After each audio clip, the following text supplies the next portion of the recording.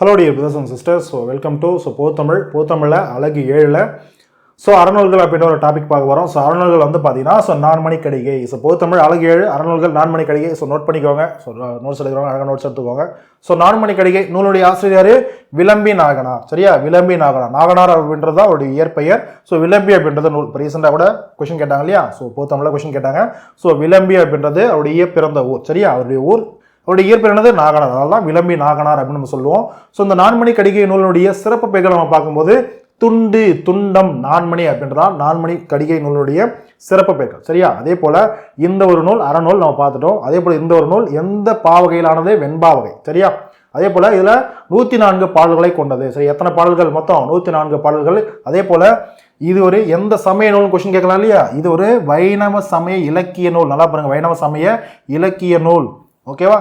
இதனுடைய காலம் என்னது? பொது ஆண்டு 4ஆம் நூற்றாண்டு. நான்மணி கடிகை இயற்றப்பட்ட ஒரு காலம் பார்க்கும்போது பொது ஆண்டு 4ஆம் நூற்றாண்டு. அப்போ அதனுடைய ஆசிரியருடைய காலமும் என்னவா இருக்கும்? 4ஆம் நூற்றாண்டு. விளம்பி நாகனாருடைய காலமும் பொது ஆண்டு 4ஆம் நூற்றாண்டு. அதே போல நான்மணி கடிகை அறநூல் பார்க்குறோம் இல்லையா? பொதுவாக நான்மணி கடிகை இந்த மாதிரி நூல்கள்லாம் எந்த ஒரு தலைப்புகள் நம்ம பார்த்துருப்போம்? 17 கீழ்கணக்கு நூல்கள். சரியா? அப்போ 17 மேல்கணக்கு நூல்களா கீழ்கணக்கு நூல்களாக பார்க்கும்போது 17 கீழ்கணக்கு நூல்கள். சரியா? அதே போல நான்மணி கடிகை, 4 மணி கடிகை. கடிகைன்னு பார்க்க முடியாது. கடிகை அப்படின்னா அணிகலன், ஆபரணம். சரியா? தோல்வளை இல்ல கட்டுவடம். கட்டுவடம் அது இங்கிலீஷ்ல நம்ம நெக்லஸ் சொல்றோம் இல்லையா? அதான் கட்டுவடம்ன்றது நம்ம கழுத்தில் அணியக்கூடியது. சரியா? கட்டுவடம் கொஸ்டின் கேட்கலாம். கீழ்கண்ட கழுத்தில் அணியக்கூடியது எது? 4 ஆப்ஷன் கொடுத்து கட்டுவடம் ஆப்ஷன் கொடுக்கலாம். இதுல வந்து கொஸ்டின் கேட்பான். நல்லா பாருங்க, எப்படி வேணா கொஸ்டின் ஃப்ரேம் பண்ணலாம். எப்படி கொஸ்டின் கேட்டாலும் ஆன்சர் பண்ணும். புரியுதா? நெக்லஸ் என்ன பண்ணுவோம்? கழுத்தில் அணிவாங்களா? அப்ப கட்டுவடம்ன்றது ஆப்ஷனா இருக்கும். புரியுதா? பாருங்க, அடுத்து கடிகைனா நம்மளுக்கு தெரியும் என்னன்றது. ஓகேவா? அப்ப நான்மணி கடிகை அப்படின்னா 4 மணிகளை கொண்ட அணிகலன். ஏன்னா கடிகைனா அணிகலன் பார்க்கறோம் இல்லையா? அணிகலன், ஆபரணம், சரியா, தோல்வளை, கட்டுவடம் எல்லாம் பார்க்கறோம் இல்லையா? பொதுவாக அப்ப அணிகலன்களை குறிக்கும், ஒரு ஆபரணங்களை குறிக்குது. ஓகேவா? அப்ப 4 மணிகளை கொண்ட அணிகலன் அர்த்தம். ஓகேவா? ஓகே. ஒவ்வொரு பாடலும் 4 கருத்துக்களை கொண்டதுனாலதான் இதுக்கு நான்மணி கடிகை. சரியா?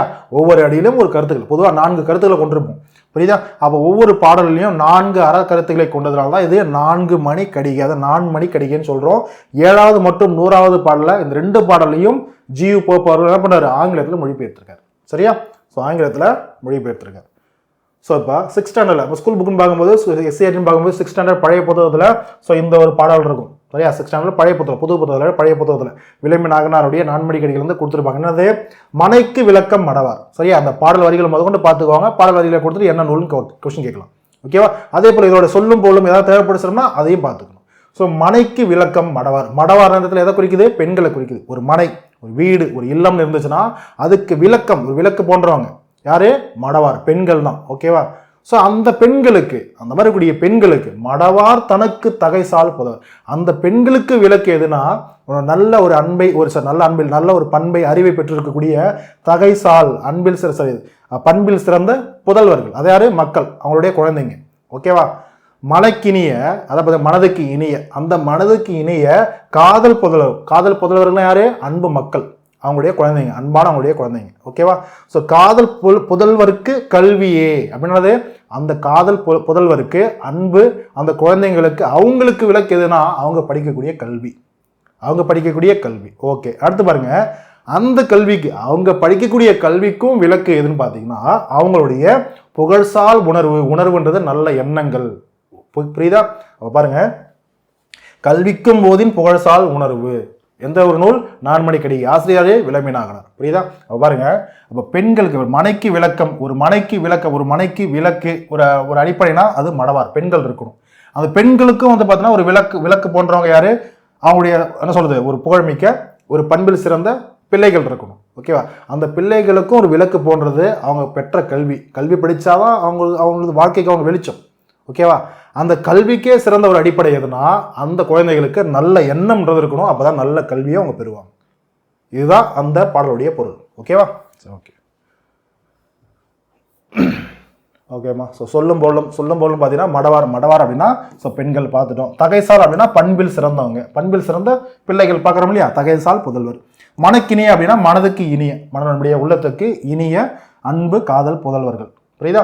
புதல்வர்னும் போது மக்கள், அவனுடைய குழந்தைங்க. சரியா? அன்பு மக்கள். ஓதின் அப்படின்றது என்னது? ஓதுதல் அப்படின்னா சொல்லுதல். அப்போ ஓதினா சொல்லும் போது. புகழ்சால் அப்படின்னா புகழை தருவது. சரியா? எப்படி வந்து தகைசால் அப்படின்னா பண்பில் சிறந்துன்னு பார்க்குறோம். அப்போ புகழ்சால் அப்படின்னா புகழை தரக்கூடிய, புகழில் சிறந்த. உணர்வு அப்படின்னா நல்ல எண்ணம், நம்முடைய உணர்வு, நம்முடைய எண்ணங்கள் இருக்கு இல்லையா, அதான் உணர்வு தானே சொல்லுவோம். ஓகே, இப்போ நான் சொன்னது அந்த பாடலுடைய பொருளாகவும் இருக்கும், பார்த்துக்கோங்க. ஸோ குடும்பத்தின் விளக்கு பெண்ணாவால், அப்பெண்ணுக்கு விளக்கினை போன்றவர்கள் அவள் பெற்ற பண்பில் சிறந்த பிள்ளைகள். சரியா? ஸோ மனதிற்கு இனிய அன்பு மிக்க அந்த பிள்ளைகளுக்கு விளக்கினை போன்றது அவங்க படிக்கக்கூடிய கல்வி, அவங்க பெறக்கூடிய கல்வி. அந்த கல்விக்கும் விளக்காக விளங்குவது எதுவென்றால், சரியா, அவங்கள்ட்ட இருக்கக்கூடிய, அவங்க உள்ளத்தில் இருக்கக்கூடிய நல்ல எண்ணங்கள், அவங்க யோசிக்கக்கூடிய நல்ல எண்ணங்கள். ஓகேவா? ஸோ இதுதான் அந்த ஒரு பாடல். ஸோ இதை தவிர 4 மணி கடிகையில் வேறு ஏதாவது இருக்கான்னு கேட்டால் கிடையாது. ஆனால் அவுட் ஆஃப் சோர்சஸ் ஒரு சில முக்கியமான குவாட்ஸ், ஒரு மேற்கோள்கள்னு பார்க்கும்போது இதெல்லாம் இந்த மாதிரி பாடல் வரிகள்லாம் 4 மணி கடிகை நூலில் இருக்கக்கூடிய பாடல்கள்.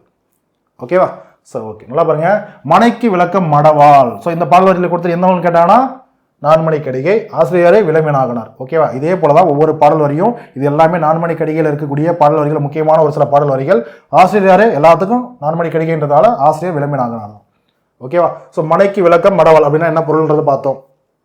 ஸோ ஒரு மனைக்கு விளக்கானவள் மடவாள், அதான் அந்த பெண், அந்த இல்லத்தில் இருக்கக்கூடிய பெண். அதே போல அறிவார் யார் நல்லால் பிறக்கும் குடி, அதாவது நல்ல பிள்ளைகள், பொதுவாக நல்லவர்கள் பிறக்கக்கூடிய குடி, ஒரு இனம் இதுதான் சொல்லிட்டு அறியவங்க யாரா இருக்காங்களா? யாருமே கிடையாது. அப்போ நல்லவர்கள் எந்த குடியில் வேணாலும் பிறக்கலாம். இக்குடியில் பிறந்தாதான் நல்லவங்கன்னு கிடையாது.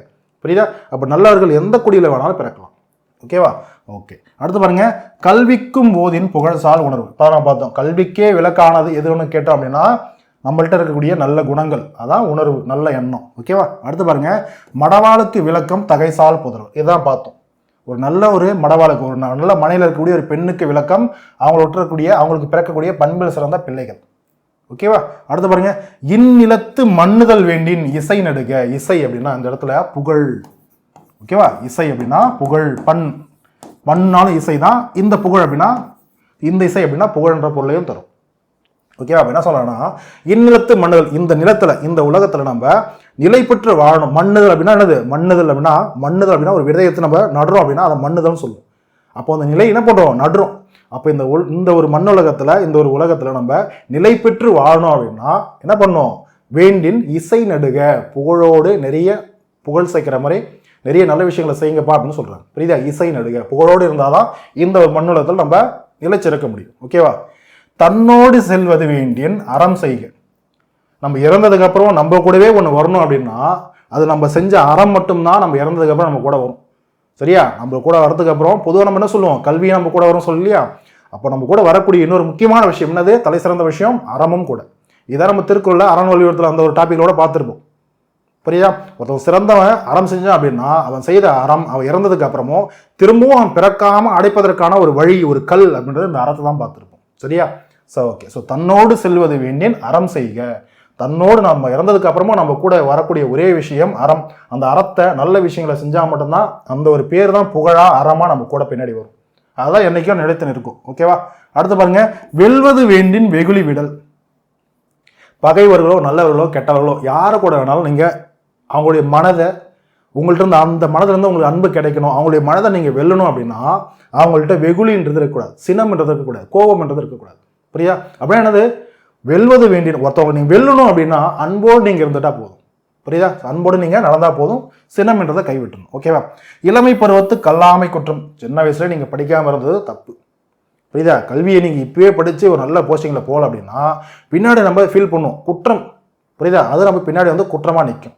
ஓகே, அடுத்து பாருங்க. ஈன்றாளோடு என்ன கடவுளும் இல். ஈன்றாலும் யாரு? நம்ம பெற்றெடுத்தோம், நம்ம அம்மா. நம்ம அம்மாவுக்கு இணையான ஒரு கடவுள் சொல்லிட்டு நம்ம எண்ண முடியுமா? யாராவது? கிடையாது. புரியுதா? ஸோ அம்மாவுக்கு நிகரான, ஈன்றவளுக்கு நிகரான ஒரு தாய்ன்றவங்க, ஒரு கடவுள்ன்றவங்க கிடையாது. ஓகேவா? நிலத்துக்கு அணி நெல்லும் கரும்பும். ஒரு நிலம் இருக்குன்னா அது ஏதாவது பயன்படணும். பயன்படுறது அந்த இடத்துல அந்த நிலம் ஒன்று இருக்குன்னா அந்த நிலத்தில் ஏதாவது ஒரு கரும்போ நெல்லோ ஒரு பயிர்ன்றது இருந்தால் தான் அதுக்கு அந்த நிலத்துக்கே அழகு. சும்மா ஒரு வேஸ்ட் லேண்டை போய் நம்ம அழகுன்னு சொல்ல முடியுமா? அது என்ன இருக்கும்? சும்மா வெறும் மண், சும்மா தான் கிடக்கும். அது அழகுன்னு இருக்கு. ஆனால் ஒரு பயிரிட்டு பாருங்க, ஒரு நெல்லோ ஒரு கரும்பு, பொதுவாக எந்த ஒரு பயிர் இருந்தாலும் அந்த நிலத்தை பார்க்கவே ஒரு அழகாக இருக்கும். அதான் நிலத்துக்கு அணி நெல்லும் கரும்பும். பெண்ணுக்கு அணி நாணம். பெண்கள் நாணத்தோடு இருந்தால் பெண்களுக்கு அழகு அப்படின்றது சொல்லப்பட்டிருக்கு. அடுத்து பாருங்க. கொண்டானில் சிறந்த கேளிர் பிறையில். கொண்டானில் சொல்லணும் இல்லையா? கொண்டவன் திறமையா இருந்தா குப்பை ஏறி சண்டை போடுவாங்க, வீடு ஏறி சண்டை போடலாம்னு சொல்லுவோம். கொண்டவன் யார்த்த குடிக்குது? புருஷன். அதை பார்த்தா ஹஸ்பண்ட். புரியுதா? அப்போ நம்முடைய கணவர், ஒவ்வொரு பெண்ணுடைய கணவர்கள் தான் சிறந்த கேளிர். கேளிர்னா யாருமா? உறவினர், ஒரு நண்பர். புரியுதா? ஒவ்வொரு பெண்ணுடைய சிறந்த ஒரு நண்பர்னா அது அவருடைய கணவராக தான் இருக்குமே தவிர, சிறந்த உறவினரும் அவருடைய கணவராக தான் இருக்குமே தவிர மற்றவங்க யாரும் கிடையாது அப்படின்னு சொல்றாங்க. ஓகேவா? அடுத்து பாருங்க, குற்றம் தமர் அல்லர். தமர்னா யாரு? சொந்தக்காரங்க. தமர் அல்லர்னா சொந்தக்காரங்க இல்லாதவங்க. குற்றம் அப்படின்னு சொல்றாங்க. என்ன சொல்றாங்க? தமர் அல்லார் கையகத்து ஊன். பாருங்க, குற்றம் சொல்றாங்க. யாரு? விளம்பினாகரார் குற்றம் சொல்றாரு. என்னன்னு குற்றம் சொல்றாரு? தமர் அல்லார் கையகத்து ஊன். தமர் சொந்தம், தமர் அல்லார் சொந்தம் இல்லாத. இந்த இடத்துல சொந்தம் இல்லை, நமக்கு மேல அன்பு காட்டுறாங்க. நம்மளுடைய சொந்தக்காரங்க எல்லாம் நம்மளுடைய அன்பா இருக்காங்கன்னா கிடையாது. புரியுதா? இந்த இடத்துல நீங்க எப்படி எடுத்துக்கணும்னா, தமர்னா சொந்தம் இல்ல உறவினர் அப்படின்னு எடுத்துக்கலாம். அதுலயே உங்க மேல நட்பா இருக்கிறவங்க, உங்க மேல அன்பா இருக்கிறவங்க இந்த இடத்துல தமர் அப்படின்றத குறிக்கும். புரியுதா? தமர் அல்லார் அப்படின்னா அன்பு இல்லாதவன்னு அர்த்தம். புரியுதா? அப்படின்னா என்ன சொல்றாருன்னா, அன்பு இல்லாத, உங்களோட சொந்தம் இல்லாத, உங்களோட உறவு இல்லாத ஒருத்தர்கிட்ட போயிட்டு நீங்க அவங்க வீட்டில் அவங்கள்ட்ட போய் நீங்க கையகத்து ஊன், அவங்கள்ட்ட போய் நீங்க அன்பில்லாதவங்கள்ட்ட போய் நீங்க ஒரு உணவு வாங்கி சாப்பிட்றீங்க அப்படின்னா, அன்பில்லாத உணவு கொடுத்தா அப்படி இருக்கும். அட வேற இவன் ஏன்டா வந்தான், இவனுக்கு வேற சாப்பாடு போட்டுக்கிட்டு சரி இவனா எடுத்துக்கிட்டா வந்தான் கேட்போமா? அந்த மாதிரி இடத்துல நீங்க போய் சாப்பிட்டீங்க அப்படின்னா அது உங்களுடைய குற்றம் சொல்றாரு. அது குற்றம்ன்றார். ஓகேவா? அப்போ குற்றம் என்ன சொல்றாரு? குற்றம் தமரல்லார் கையகத்து உன். உங்க மேல அன்பில்லாத வீட்டில் போய் சாப்பிடாதீங்க தயவு செஞ்சு, அது குற்றம் அப்படின்னு சொல்றாரு. ஓகேவா? இந்த மாதிரி சிறப்பான இந்த மாதிரி ஒரு முக்கியமான இந்த பாடல் வரிகள்லாம் எந்த நூலில் சொல்லப்பட்டிருக்கு? நான்மணிக்கடிகை. ஆசிரியர் யாரு? விளம்பினாகனார் நம்மளுக்கு இந்த ஒரு அறிவுரைகளை சொல்லியிருக்காரு. ஓகேவா? ஸோ இதைப்படி ஏற்று நம்ம என்ன பண்ணலாம்? நம்ம லைஃப்ல வாழலாமா? வாழலாம். ஸோ ஃபாலோ பண்ணோம் அப்படின்னா வாழ முடியும். ஓகேவா? ஸோ இதுதான் நான்மணிக்கடிகை ஸ்கூல் புக்ஸ்ல இருக்கக்கூடிய கண்டென்ட். புரியுதா? ஸோ இதை பேஸ் பண்ணி இன்னும் வெளியில போயிட்டு ஆக்சுவலாக வெளியில போயிட்டு வரக்கூடிய இந்த மாதிரி முக்கியமான இந்த ஆசிரியருடைய என்ன சொல்றது, நம்ம நூற்குறிப்பு இதெல்லாம் வந்து ஒரு சில விஷயங்கள் வெளியில இருந்தால் நம்ம தேவிர புத்தகத்துல தான் நம்மளாம் எடுத்திருக்கோம். ஸோ இருந்தாலும் இதையும் தாண்டி கொஸ்டின் கேட்கலாம் இல்லையா? ஏன்னா ரொம்ப சிம்பிளாக தான் இருக்கு. இப்போ நான்மணிக்கடிகைன்னு எடுத்துக்கும்போது ஸ்கூல் புக்ஸோட கண்டென்ட் அவ்வளோதான். அப்போ வெளியில போய் இன்னும் கொஸ்டின் டீப்பாக கேட்கலாம்னு தெரிஞ்சா கேட்கலாம். ஆனால் அட்லீஸ்ட் இந்த பேசிக்ஸாக நம்ம தெரிஞ்சுக்கணும். ஓகே, இது தெரிஞ்சுக்கிட்டு அதுக்கப்புறம் நான்மணிக்கடிகையில் இன்னும் வெளியில் போயிட்டு ஏதாவது 1-2 படிக்கிறவங்க தான் நீங்கள் தாராளமாக படிக்கலாம். சரியா? ஸோ இது அழகாக நோட்ஸ் எடுத்துக்கோங்க. ஸோ இந்த கிளாஸ் உங்களுக்கு பிடிச்சிருக்கும், புரிஞ்சிருக்கும் நம்புறேன். புரிஞ்சுக்கணும் அப்படின்னா என்ன பண்ணுவோம்? அழகாக ஒரு தம்ஸ் கொடுத்து ஒரு லைக் பண்ணி நம்மளுடைய ஃப்ரெண்ட்ஸ் அண்ட் ஃபேமிலி யாராவது டிஎன்பிஎஸ்சி படிக்கிறவங்களுக்கு ஷேர் பண்ணி விடுங்க, தெரிஞ்சுக்கிட்டும். சரியா? மறுபடியும் நம்ம அடுத்த ஒரு வீடியோவில் அடுத்த ஒரு தலைப்போடு பார்க்கலாம். ஸோ தேங்க்யூம்மா, தேங்க்யூ.